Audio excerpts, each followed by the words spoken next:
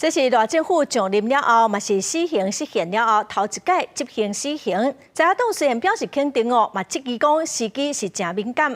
总统赖清德今仔是表示讲死刑无危险，法务部是依法执行，嘛向受害者的家属表达慰问。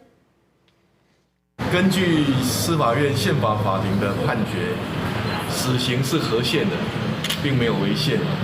因此，我非常希望社会大众能够支持法务部依法行政。同时，我也要向受害的家属表达慰问之意。这么多年，大家辛苦。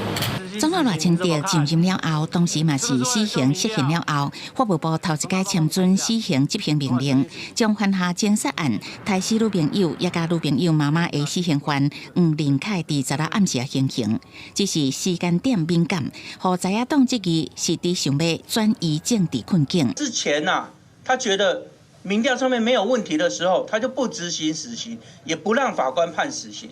结果呢，今天民调出问题了，就抓1-2个人出来把他打掉。所以坊间有一些说法说的比较难听啦，但我不会去这样讲了。就他说拉一条人命来祭旗啦，不需要去无限上纲去臆测政治的动机跟目的，而事实上这件事情是法律层面、法治国家的原则，跟政治又何干？民进党不会讲转移焦点这个讲法，按过执政党拄到大法官人事案前言，114总预算卡关才会调野对立，尤其是总预算拿白提案的案件真多，3000多件，调野协商一再破局。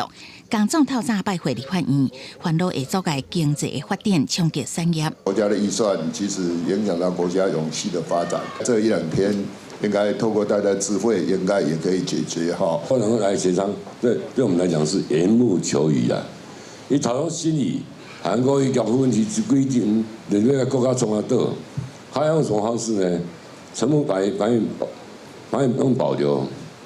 因为我开台下先考。